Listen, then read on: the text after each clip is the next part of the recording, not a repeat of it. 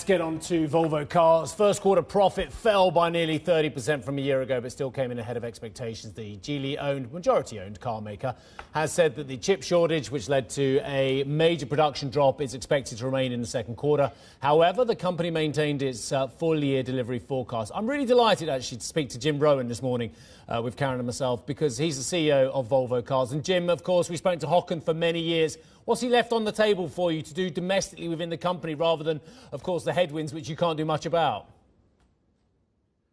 Yeah, so just back to the profit comment that you made. If you look at underlying profit year over year, then it's remained very stable. So we had a few one-time charges, so a few one-time benefits, let's say, at Q1 last year, that showed that 12%. But if you look at underlying profit, then it was 8% Q1 last year, and it's 8% Q1 this year. So very stable, I guess, results over the course of that. And I guess that's really the story for the quarter. It's been, I think, good results in a very turbulent environment. I think it's fascinating that you have taken over from Rowan as well, because, of course, you are from a different part of industry, from business, from Dyson, amongst other places as well. What is it that you can bring to an OEM that actually an insider in the business couldn't have done? Well, I think the auto industry is through a huge amount of transformation at this point in time. Two really big transformation nodes, let's say. The first transformation node is in technology. So as we move towards core compute, as we move towards connectivity, as we move towards electrification and propulsion, that's on one side. On the other side, the other transformation is really around the commercial side. How do you reach customers? D2C channel. How do you reach fleet on a D2B channel? And how do you do that more digitally? And of course, coming from high-tech consumer electronics, where the cadence is faster and the connectivity direct to customer is much more mature, then those will be some of the things that hopefully we can bring to Volvo in the short order.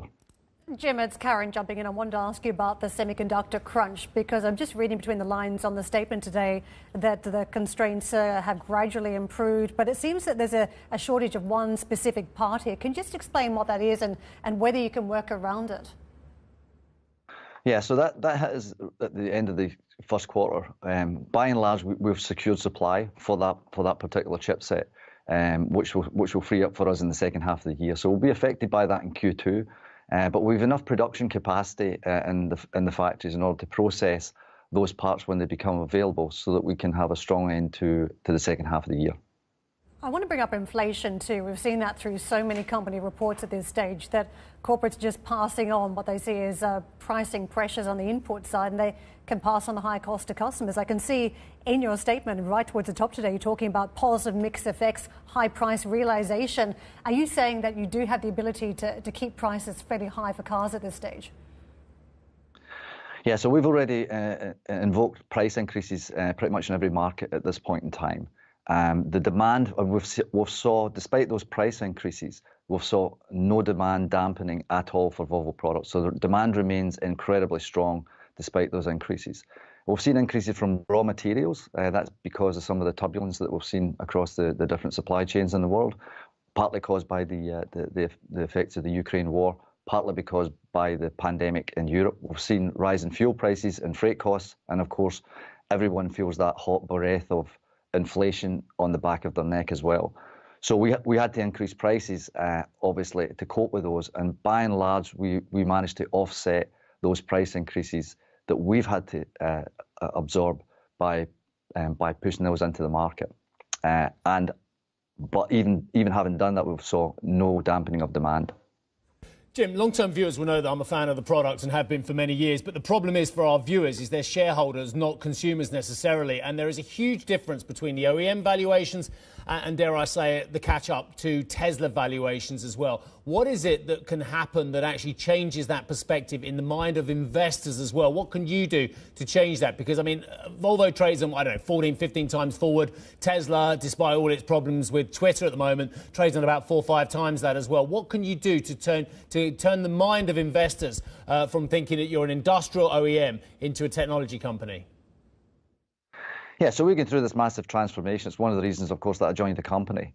And with that brings a huge amount of opportunity for us as a company. Now, we're a company which has got a huge pedigree a huge history, and a very, very strong brand that really stands for something. And we've got that authenticity that runs through the entire brand. We're also in this transformational journey where we're adding core compute technology to our products, where we're adding LiDAR and radar, where we're adding really substantial connectivity and an application layer that is meaningful to our customers. And of course, that infotainment system has been massively upgraded as well. Yet it's baked within the core values of safety, reliability, and quality of Volvo. And that's really pushing us up much higher in that premium landscape. And of course, we're one of the only, let's say, traditional auto companies that have said we will be an electric car company 100% by 2030. And we've made that statement, and we've given a half-decade indication that we will be halfway there by 2025, so that can be measured by that investment community against those strategic imperatives that we've set out, and as we did in the prospectus back in October.